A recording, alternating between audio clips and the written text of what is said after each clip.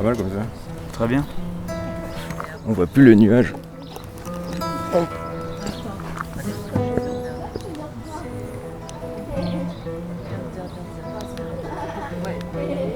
Bref. Tu vois ce mec là? Son nom c'est Mark Nush. Il y a quelques années, il a pété les plombs, il s'est acheté un vélo sur un coup de tête et il s'est barré. Plein sud. Il a fait 15 000 km et il est rentré à la maison. Il avait avec lui une petite caméra et son voyage, il en a fait un film. Je l'ai rencontré au festival du voyage lent sur le Larzac. Il était venu présenter son film. Moi, j'aurais pas dû être là. La veille, j'étais parti. J'en avais marre du Larzac. Je voulais voir l'océan. Mais la vie en a voulu autrement.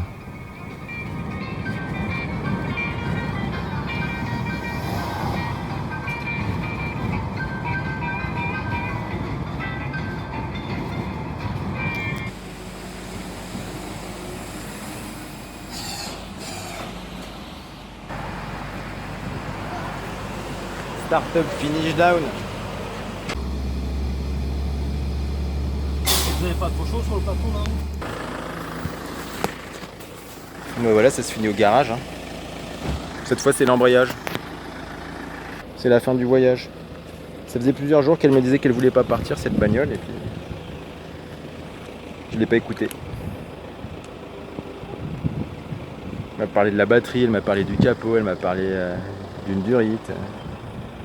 Elle m'a parlé de plein de choses et je l'ai pas écouté.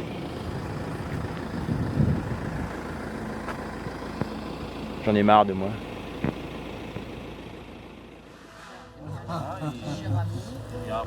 Alors, au début, quand je m'étais dit que j'allais essayer de rencontrer un peu des gens ici, finalement j'ai pas fait de rencontre filmée. C'est la seule que je vais faire, hein. Mais je crois qu'elle est pas mal celle-là. Merci, Jessico. Au début, je me disais que je poserais une question. Et du coup, je la pose tout de suite, comme ça, on pourra passer à autre chose après. Je vois plus ça un peu comme un échange. Et l'idée, c'est que tu me décrives un paysage de ton enfance que tu n'as jamais oublié, quoi. Ouais. Chez moi, là où j'ai grandi, ça s'appelle les Cuesta. Les Cuesta Lorraine, c'est des couches sédimentaires successives qui se sont un peu relevées sur les côtés comme ça et qui dessinent comme des vagues, des courtes vagues. Et puis ma maison était un peu dans le creux de la vague et tu remontes sur cette vague et l'écume, ce serait les arbres de cette forêt, tu vois. Alors après je te décris ça comme un truc grandiose, il faut bien que tu le rapetisses dans ta vision parce que c'est un tout petit paysage, hein. On est à 200 mètres d'altitude et je te parle d'un truc qui monte à 300 quoi. Donc c'est des petites choses. C'est un paysage de courtes collines avec des belles forêts, des étangs. Ça je l'ai en tête, ouais. Et que tu retrouves de temps en temps, tu retournes à cet endroit-là ou Alors soit je retourne à cet endroit-là et je retrouve ce paysage-là, soit je crois le reconnaître des fois à certains endroits. Tu vois, je me dis tiens, ça doit être ça. Parce que comme je suis géographe, j'arrive des fois à me rendre compte qu'on est un peu dans un paysage où la formation géologique est la même et je me dis tiens, ça c'est ça, quoi. C'est aussi une cuesta. C'est ce même genre de forme, quoi. Il y a un moment dans ton voyage, là, tu es face à une série de montagnes, là, tu parles de tsunamis, de montagnes, de forêts. Je dis que c'est des tsunamis de forêts figées. Des successions de tsunamis de forêts figées. Alors ça m'amuse moi-même quand je le dis. Mais du coup ça ressemble un peu à la dune. Ça ressemble à ça, mais alors le tsunami évidemment c'est la grande version de la vague. Hein. Donc, moi je te parle de la petite version de la vague. Et là le tsunami, ouais, mais des fois tu revois ça. Par exemple, j'avais eu cette vision quand tu vas au Guatemala, quand tu es au Guatemala et que tu retournes vers le Mexique, tu as parfois des points hauts où tu bascules comme ça dans des ciels azur vers le bas et tu as aussi cette sensation de tsunami qui déferle comme ça, tu sais, tu as des fois cette vision-là. Et puis quand tu n'as pas de maison, ton tsunami il est crédible, hein, et ici ça t'arrive assez souvent. Un tsunami d'émotions aussi, alors j'ai l'impression que toi t'es rempli d'émotions, quoi, tu vois les... Alors je sais pas si j'ai plus d'émotion que quelqu'un d'autre, j'imagine pas ça, mais en tout cas je crois que j'aime bien filtrer mon émotion et essayer Tu vois, je mets toujours beaucoup de temps à parler. Alors, les gens, mes potes me disent mais qu'est-ce que tu veux dire, vas-y, gaz. Et moi je mets toujours un peu de temps parce que j'aimerais bien essayer de traduire ça le mieux possible. Alors ça me met un peu de temps, mais j'ai surtout à cœur à mettre le bon mot sur mes idées, quoi. Ça j'aime bien. Prendre le temps. J'essaye en tout cas. Ouais, prendre le temps de donner un peu un corps à toutes ces pensées qui... Ouais, essayer de les verbaliser correctement et pas rester dans quelque chose de superficiel autant que possible, quoi. Ouais. Hop, petit cut. Le monde est insaisissable comme attraper une balle avec des gants. Il n'y a rien devant. Le vide et le sable. Ton ombre fout le camp avec tes souvenirs et tous les gens que tu as connus font une grande galerie vide dans ta tête. Où tu erres. La nuit en rêve, ou le jour en guerre, ou bourré en trêve. Je vis dans le passé en sachant que c'est du flanc. La balle dont je te parle a roulé au ravin, emportant l'important, récitant du Sisyphe, défonçant les arbres, écrasante dans l'élan. Agroécologique et puis même proposer une Cathy de l'ODEV, je sais pas si t'as vu, qui est venue avec tout ça. Et ben moi, on avait, Et toi, du coup, t'as grandi croisé quand j'étais en formation à l'USER. dans les terres, quoi. C'était une manifestation sportive. Ouais. Dans les terres. Et pourtant, tu voyais la mer dans ce paysage. Tu voyais... Ouais, t'as raison, en plus je suis un peu l'antithèse du marin. Ouais. Et pourtant, je vois souvent tendance à faire des amalgames avec la mer. Ouais. Pourquoi l'antithèse du marin? C'est parce que j'ai grandi pile dans les terres et que j'ai rien à voir avec que je suis fils de mineur, donc je sais pas trop, mais l'antithèse de la mer, c'est peut-être le mec qui travaille sous terre, quoi. Et ça, c'était le boulot de mon père, donc tu vois. Et pourtant, mon père était un grand fan de mer. Il a eu un bateau sur la fin de sa vie, il a beaucoup navigué, j'ai un peu appris à naviguer avec lui, donc ouais, tu vois. Tu cherches peut-être aussi ce qui t'est hyper étranger. Moi, la mer, c'était un absolu. Alors après, j'ai beaucoup aimé ça par la suite, quoi. Et si j'ai bien compris, ton père, il est décédé, du coup. Ouais. Et il a fini sa vie en Corse, c'est ça? Ouais. Ouais. Donc il était au fond de la terre au début de sa vie, Ouais. et il a fini sur une île. Ouais. C'est l'histoire de Germinal, tu vois. C'est toutes ces graines qu'on a foutues en terre qui finissent par pousser, quoi. Ouais, et même par après se disséminer. Exactement. Ouais. Ouais, il y a un truc qui m'a touché aussi là-dedans dans cette histoire de mine, parce que j'ai des origines aussi de mineurs, quoi. Mon grand-père, il venait du village de Corocoro en Bolivie, sur l'Altiplano, qui est un village minier, quoi. Et on voit sur ton chemin que tu retombes un moment sur une mine, quoi. Ouais. Ouais. C'est pour ça que j'ai décidé de le mettre dans le film. À un moment, quand il y a un gars qui me dit qu'il est fils de l'anthracite, ce truc m'a percuté. J'ai trouvé que je pouvais pas le formuler mieux que ce qu'il venait de me dire, quoi. Moi, je considère que ouais, je suis un fils de l'anthracite avec tout ce que ça porte de symbolique, quoi. Et justement, c'est quoi l'anthracite? Parce que je connais pas trop. Et l'anthracite, c'est un type de charbon, mais je crois bien que c'est du charbon ultra pur. D'accord. Si je me trompe pas. Nous, en Lorraine, on avait ce qu'on appelait la minette de Lorraine. Alors, c'est pas un truc cochon, ça reste du charbon, mais c'est du charbon de pas très bonne qualité. T'as un bout d'anthracite quelque part dans... Je crois que j'ai un bout d'anthracite qui vient de Slovénie, ouais, parce que j'ai des racines aussi dans les Balkans. Et je crois bien que j'ai un bout d'anthracite qui traîne chez moi. Je serais curieux de voir, ça doit être dur, non? Si c'est ah pur, ouais, et c'est très sombre, tu sais, quand on dit noir anthracite, une nuit noire anthracite, c'est une nuit où tu distingues rien. C'est le plus profond que tu puisses voir, là, le plus profond du noir. Ah ouais, voilà. D'accord. Ouais. C'est noir, c'est dur. Peut-être que limite quand on le tient dans la main, il y a quelque chose comme ça d'impénétrable. Mais si ça se met à brûler, ça t'envoie... Ouais, il y a ça, et il y a... Ça, du coup, ce que tu me dis, ça me fait penser à du Soulage, parce qu'on n'est pas trop loin. Et Soulage, tu sais, il avait réussi à imiter, à donner de la lumière au noir. Je sais plus comment il appelle ça, l'outre noir, ou quelque chose comme ça. Ouais. Et c'est ces fameux tableaux où il a juste créé un tout petit relief dans du noir profond, et d'un coup ça brille, tu vois. Et ça envoie de la lumière parce que le rayonnement fait que ça percute ça sous un certain angle.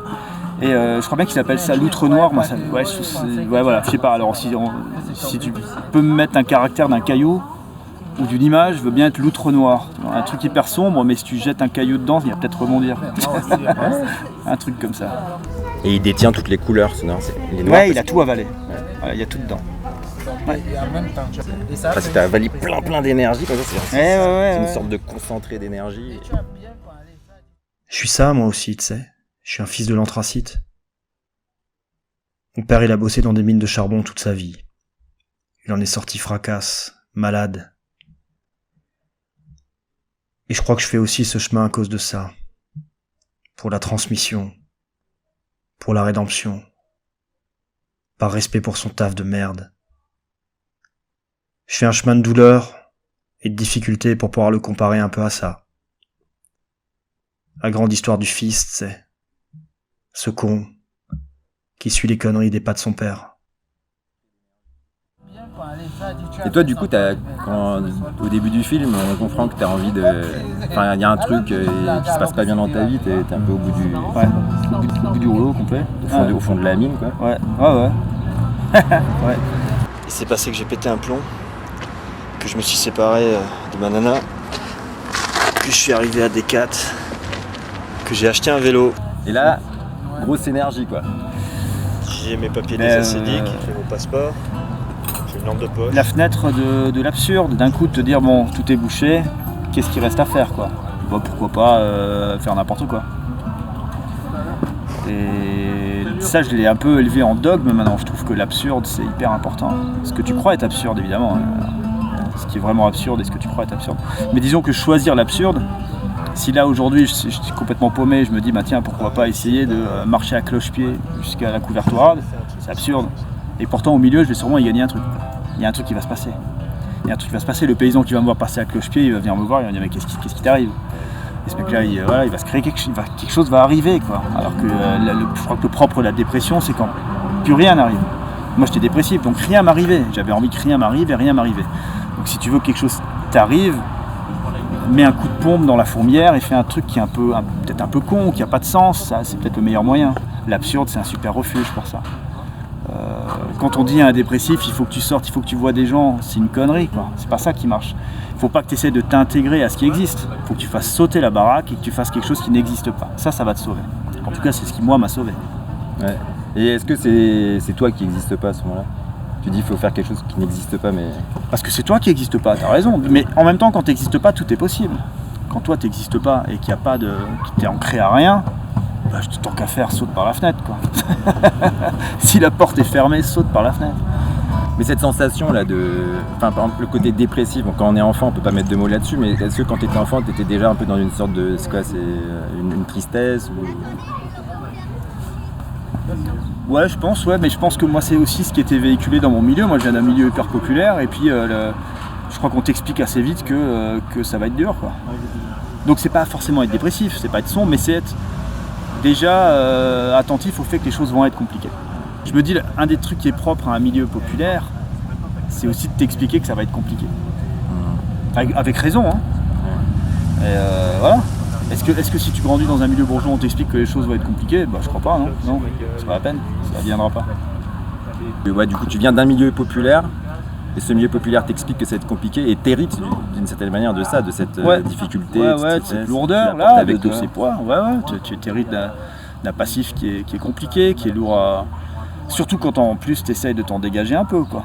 Parce que je te disais que mon père était mineur de fond, moi, avec toute l'affiliation que j'essaie de cultiver, je voulais pas non plus bosser à la mine, hein. C'était pas mon projet, et d'ailleurs ça tombait bien, il n'y avait plus de mine. Ouais, plus de mine.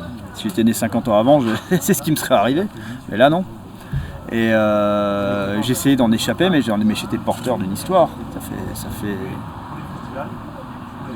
je sais pas moi, 200 ans que des générations de gens ont fait ça, t'en échapper c'est compliqué.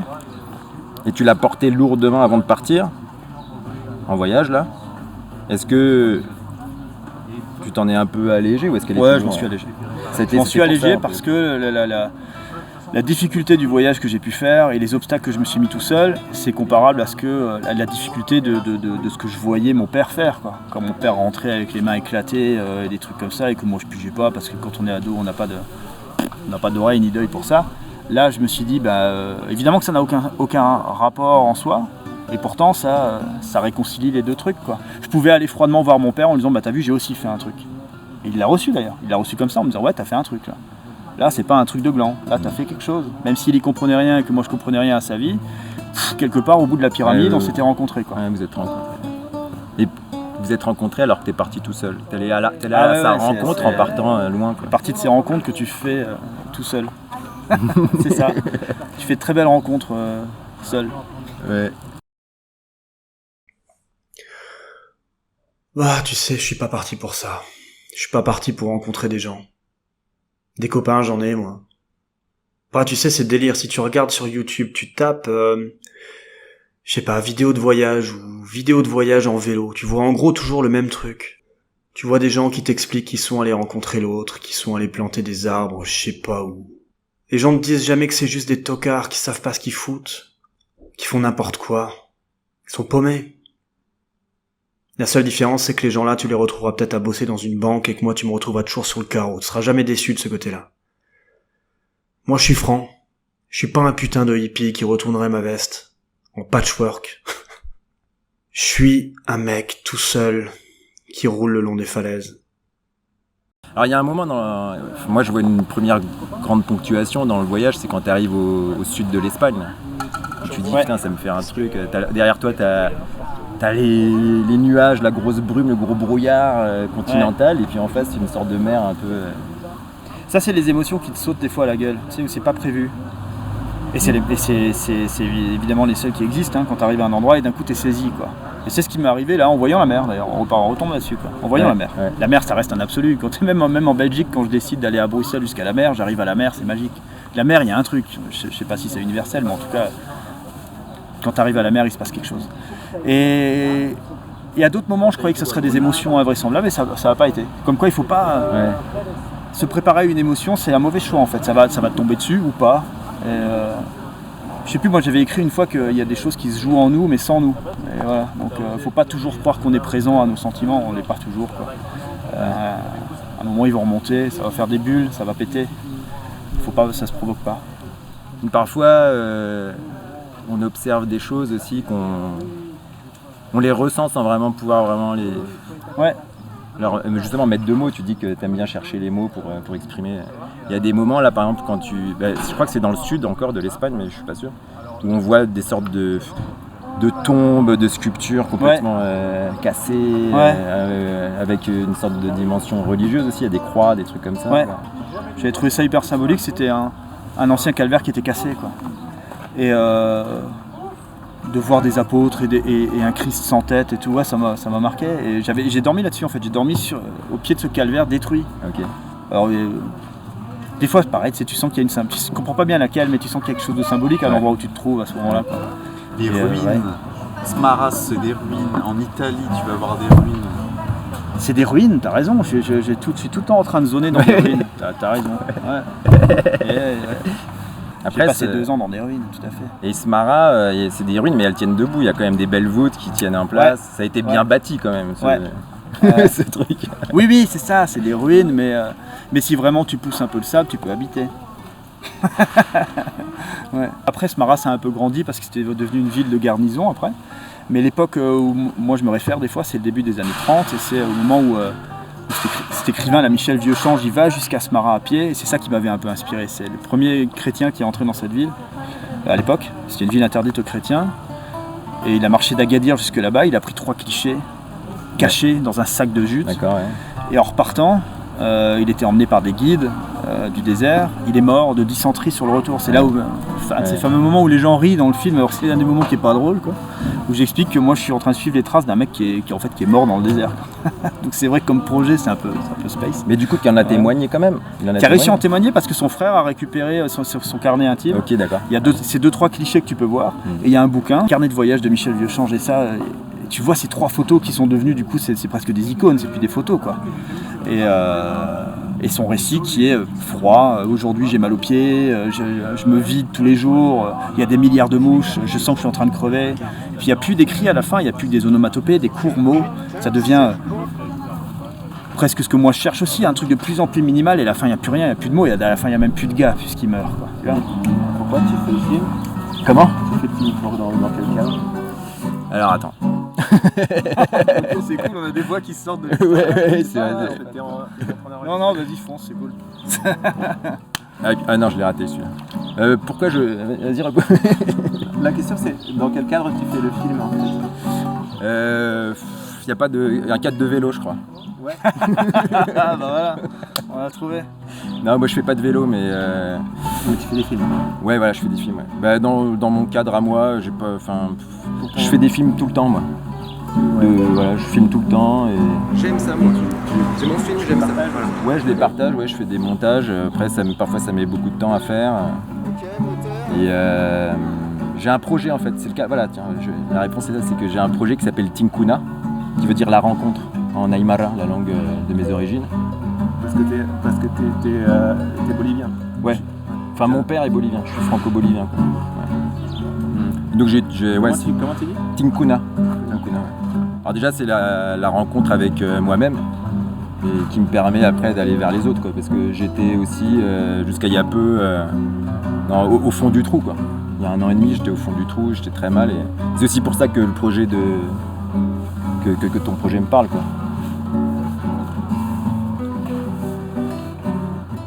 D'ailleurs, je t'ai pas présenté. Marc Neusch. Voilà. Qui est voyageur, si j'ai bien compris. Ouais. J'ai passé un film ici, je sais plus quand d'ailleurs, avant-hier. Il s'appelle Voir Smara. Donc on parle de ça. On parle de ce voyage, ouais. Et tu dis que t'as que 5 heures de rush. Ouais, ce qui est rien du tout. Sur 15 000 km. Et t'arrives à faire un film, ouais. On en ressent la substance. C'est quand même impressionnant, quoi. Après, c'est plus facile que l'inverse. Hein. Je te mets au défi de mettre 5 heures de film avec 1 heure de rush. Mais c'est possible aussi, ça serait un bon projet d'ailleurs. Tout mettre au ralenti, et faire tu mets des ralentis, de voix off. Et c'est même pas sûr que c'est un mauvais film. Ben là. Les images que tu prends au début, c'est comme des souvenirs, comme des photos pour toi. Ouais. C'est ça, c'est pas du tout fait pour... c'est pas pensé pour un film. Non, c'est pensé comme un carnet intime filmé. Avec la petite musique, c'est pas mal. Voilà. Je trouve ça super la manière dont vous faites l'interview. Parce que y a rien qui paraît formel, c'est juste une discussion. Ouais. Toutes les interviews doivent être des discussions. Ouais. Et on est dans une discussion quand on est dans les bonnes circonstances. Et là, avec la musique andalouse, un bout de soleil ou de l'ombre, c'est eux qui choisissaient. 2 fauteuils ont sûrement vécu aussi. Ouais, ils ont vécu. C'est vrai. Il faut pas plus. Ils sont sympas, ils nous auront accueillis. C'est comme tu parles de ton vélo, tu dis vous commencez à vous comprendre, à vous connaître. Vous avez tous les... On vous la fait pas, vous. Toi et ton vélo. Vous avez mais tu finis par faire de... Tu sais, quand... Je sais pas, peut-être qu'un marcheur il doit faire pareil avec un bâton, ou je sais pas, mais tu fais un peu de l'anthropomorphisme à un moment. Moi, mon vélo, c'était devenu mon frangin, en fait. C'était vraiment devenu mon frangin, au sens strict du truc, quoi. On était dans la même... embarqués dans le même galère, quoi. Donc tu finis par... si on m'avait volé mon vélo, mais c'était... Je peux comprendre, tu sais, des fois tu as des histoires de vol de vélo en plein voyage, mais c'est la catastrophe, quoi. C'est vraiment une catastrophe grave. Ouais. Pas pour l'argent que tu as perdu, évidemment, mais pour le truc que tu viens de péter, comme te faire voler une photo d'enfance, te faire voler le canif que t'a filé ton père, c'est des choses qui sont catastrophiques, quoi. C'est catastrophique, c'est destructeur, quoi. Heureusement, moi, mon vélo, il coûtait rien, alors personne n'a voulu le voler, tant même. Et au début, tu sais pas le réparer. Je sais rien faire. Et à la fin, tu savais bien le réparer, tu savais bien en prendre soin. Moi, j'ai fait tellement de fois n'importe quoi que au bout d'un moment, je savais qu'est-ce qu'il fallait vraiment éviter de faire, quoi. Mais je suis parti, j'avais même pas de chambre à air, pas de carte, pas de chambre à air. Il y avait même sur le vélo, il y avait une pédale qui était à moitié niquée et le gars du Décathlon, avant que je parte, il voit que je pars avec mon sac à dos et tout, il dit mais attends, ça on peut quand même le réparer, tu sais. Alors je me suis dit ouais. Moi dans ma tête, je me dis putain, on a encore perdu 5 minutes, quoi. Le mec qui partait 2 ans, tu sais. Il vaut mieux galérer 2 ans que perdre 5 minutes, évidemment, c'est bien connu, quoi. Donc voilà. Et puis ce vélo, il a fait un voyage qu'il n'aurait jamais espéré. Hein. Il était presque au bout de sa vie, et il y a un mec qui arrive et qui lui dit vas-y viens, on va se casser tout là. Moi mon projet, il a dû être content quand même. À la fin, je voulais, à un moment à Smara, j'avais une lubie, je voulais le péter, essayer d'y foutre le feu et l'enterrer dans le désert. Tu vois, un truc, je sais plus, comme dans Gadjodilo, là où il pète des trucs, il les enterre, ça devient... tu vois, t'as l'impression que c'est un lieu qui va rayonner tout le temps. Et puis finalement, je suis reparti avec. Mais un des projets, c'était ça. Je me suis dit, si je sais plus du tout quoi faire, je vais l'éclater, essayer de cramer tout, l'enterrer, faire une croix, et je vais en créer un lieu de puissance, quoi. Et tu parlais du retour, là. Tu l'as fait à vélo aussi. Tu passes par l'Italie. Et dans ce moment-là, en fait, quand tu te retrouves en Europe, dans l'hiver, ouais. Tu dis que tu es en résistance. Ouais. Là, je sais pas, j'ai eu l'impression que c'était un acte, j'étais en train de faire un acte politique, en étant assis à rien foutre. Je suis bloqué par la pluie. Parce que je suis équipé pour le Maroc, moi, et pour l'été, pas pour l'Europe l'hiver. Alors on est à l'abri, mais on n'a rien à faire, quoi. C'est pas le même voyage de voyager en hiver, hein. C'est pas la même chose. Ce que je me disais l'autre jour, là, c'est plus de l'ordre de la résistance, là. Pas de la résistance physique, de la résistance sociétale. Mais j'aimais pas quand les gens me disaient putain c'est courageux. Parce que moi surtout ce qui me faisait peur c'était de devoir parler à des gens, de devoir trouver un boulot, de devoir essayer de récupérer mon courrier à temps, de pas trop galérer à avoir mon RSA. Ouais. Bon alors le courage là-dedans je voyais pas trop le truc quoi. Moi je me suis surtout dit putain si je suis tout seul sur mon vélo et que personne m'emmerde, ça va être beaucoup plus simple. J'ai d'abord réfléchi comme ça quoi. Je préfère que la vie ça soit 3 plateaux à l'avant et 8 à l'arrière plutôt que plein de trucs compliqués quoi. Et là en revenant du coup tu as retrouvé la matière, la vie, tu vis à la ville non? Ouais. Tu étais à Bruxelles? Ouais. Mais je suis quand même devenu guide touristique à vélo. Tu vois alors maintenant je montre une ville à des gens. Je me suis quand même approprié le truc. Ok. Ah ouais. Après, je vois toujours tout comme une période, donc c'est une période, on fera autre chose après. Hein. Mais tu prends du plaisir et t'as envie intérieurement quoi. Ça fait partie des rares moments dans ma vie où j'arrive à faire un truc qui me plaît et en même temps je gagne un peu de thunes. En général, moi c'est toujours déconnecté. Soit je gagnais de la thune et c'était chiant, soit j'en gagnais pas et c'était bien ce que j'étais en train de faire. Et je me disais putain c'est chiant parce que j'arrive plus à m'en sortir. Là ça fait partie des rares moments où je gagne un peu de thunes en faisant un truc qui est chouette. Ça m'était jamais arrivé, je savais même pas que c'était possible. Pour moi le boulot c'était shaitan, c'était pas possible. Un jour de plus vers 4 planches de bois. La crasse qui entoure et durcit tes doigts. Et tu dois te taire quand tu touches ton moi. Ta femme qui a déjà 3 gosses à nourrir.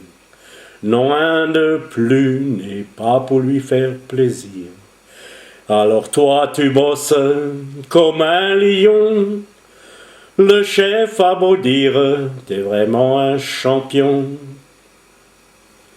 Et t'en fais 16 tonnes, ça te donne quoi?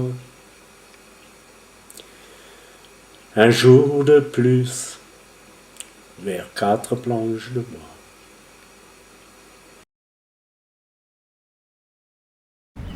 Là, tu vois, je suis obligé de... Bon, on va se redresser. On se redresse un peu. Tu sais qu'une scène est longue quand t'as la joue rouge, quoi. On s'est affaissé petit à petit. Ah oui, moi je m'affaisse beaucoup dans les fauteuils aussi. Descendu à la cave. Bon, alors voilà, je vous présente le fils de l'anthracite. T'es encore en combustion? Ah ouais, fusion, entrer en fusion. En fusion, ouais. Fission nucléaire, proche. Non. Ouais, ce que tu disais un peu au début, toujours bouillonnant, encore envie de faire des trucs quand même quoi. Ouais. Il y a aussi le rapport à ton corps. Tu sais, à un moment tu te retrouves devant la glace et tu dis putain voilà.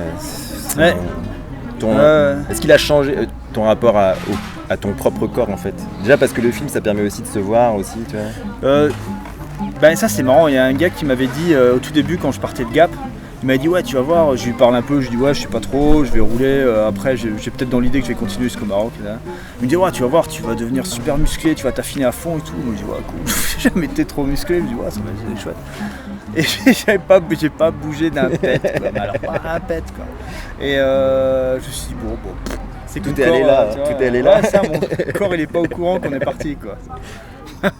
Il était là bon, qu'est-ce qu'il y a, on y va ou quoi? Alors qu'on était déjà parti depuis 2 ans quoi.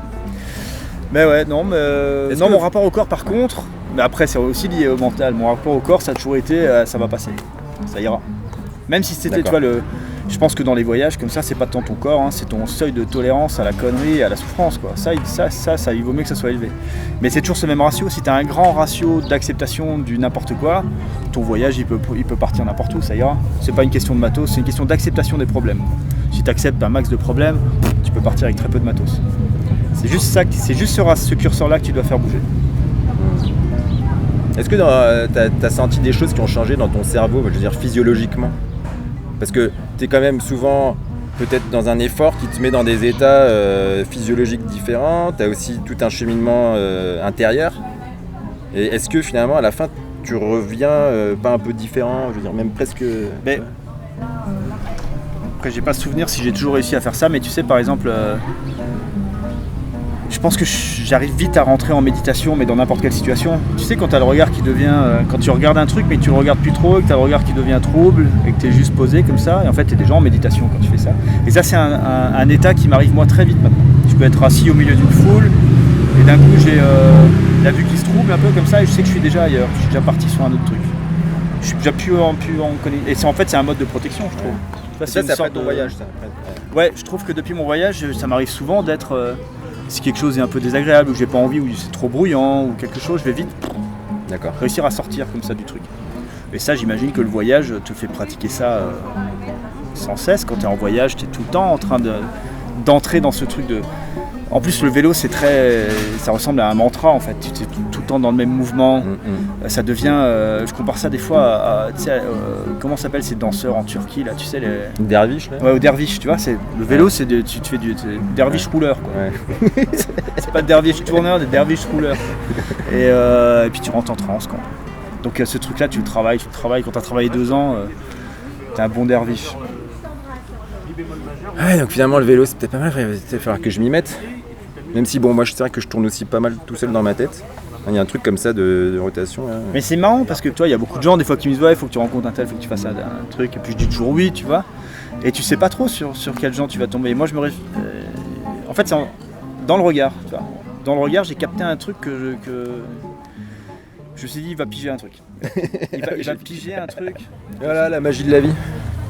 Bon. Bah, je crois que c'est bon. Hein. Après, tu dois partir là, tu dois repartir. Ouais, on va rebouger nous, ouais. On va avancer, pas à vélo cette fois. Non, en voiture comme un connard.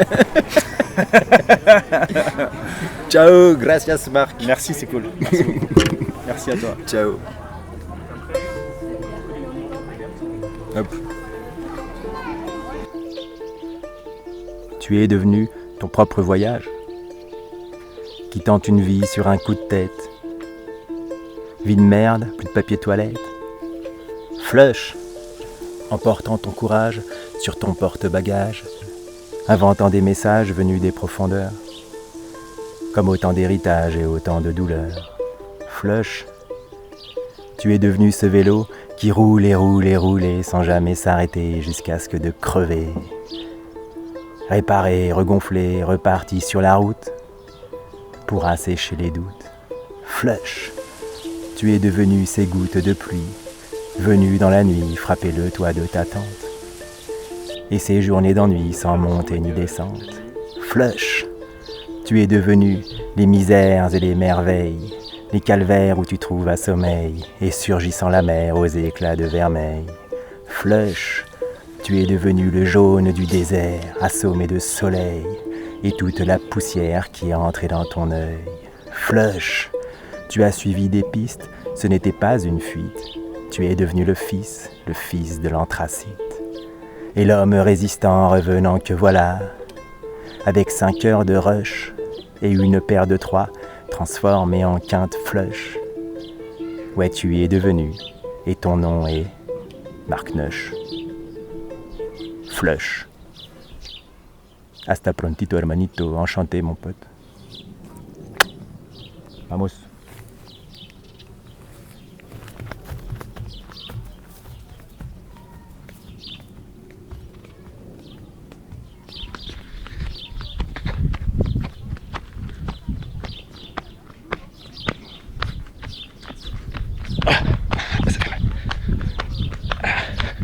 Complètement con ton idée. Complètement con. Marc Neusch, quoi. N'importe quoi.